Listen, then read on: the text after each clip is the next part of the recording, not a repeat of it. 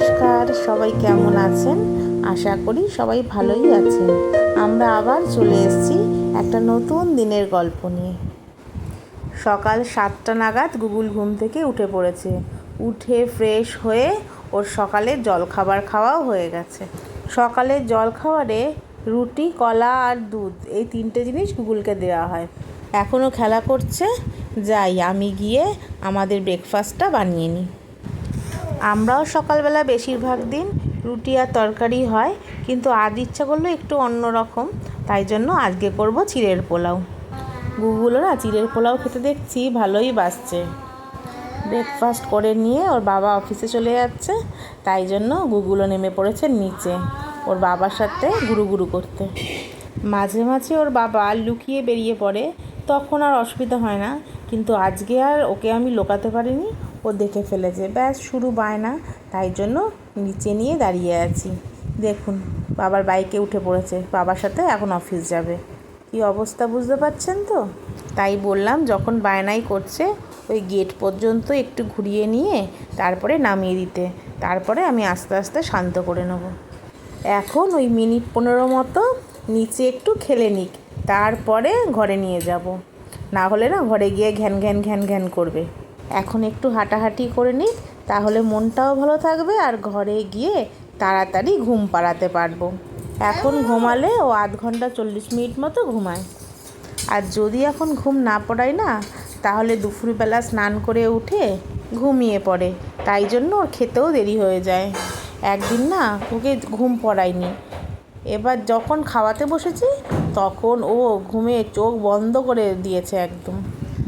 আজ দুপুরে জিরে, আদা আর কাঁচা লঙ্কা বাটা দিয়ে রুই মাছের একটা পাতলা ঝোল করা হয়েছে, আর তার সাথে লাউ দিয়ে ডাল। এই দুটো কমন, এই দুটো গুগুলও খাবে, আমরাও খাবো। ডাক্তার বলেছেন গুগুলকে এমন করে হ্যাবিচুয়েটেড করতে খাবারে, যাতে নেক্সট ইয়ার থেকে ওর জন্য কোনো রকম আলাদা করে রান্না করতে না হয়।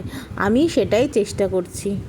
ওর বাবাও আজকে তাড়াতাড়ি অফিস থেকে চলে এসেছে, ভালোই হয়েছে, দুপুরের লাঞ্চটা বাড়িতেই সেরে ফেলতে পারবে। মেয়েটা না স্নানের পরে একটু গামছা পরে এঘর ওঘর ঘুরতে না বড়ই ভালোবাসে, তাই এই ওর ছোটো ছোটো ভালো লাগাগুলোতে আর কাটছাট করি না। ঘরের ফ্যানটা একটু অফ করে দিই, ও 2-3 মিনিট এই ঘর ওই ঘর ঘুরে আবার চলে আসে। চুল আসছে, জামাটা পরিয়ে দিয়েছি, আর ঘন্টাখানেক পরে ওকে ভাত খাওয়াবো। ছাদে সব কেচে জামা কাপড় শুকাতে দেওয়া হয়েছিল, সেগুলো নিয়ে আসা হয়েছে। দেখুন, সেইগুলোকে নিয়ে ও এখন টুকি টুকি খেলাতে ব্যস্ত হয়ে পড়েছে। আর এমনিতেও জানেন তো, আলনাতে যত জামা কাপড় ভাঁজ করা থাকবে, ওর কাজ হচ্ছে সব জামা কাপড়গুলোকে টেনে টেনে নিচে নামিয়ে দেওয়া। আর নিচে যে জামা কাপড়গুলো থাকবে, ও সুযোগ পেলেই সেই জামা কাপড় দিয়ে তাড়াতাড়ি করে ঘর মুছে ফেলবে।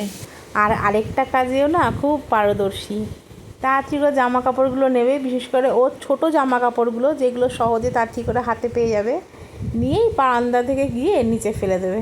এই বেশ কিছুদিন আগে ওর বাবা একদিন আমাকে বলছে, বাচ্চারা নাকি যত জিনিসপত্র ছুঁড়ে ফেলবে তত নাকি তাদের বুদ্ধি বাড়বে।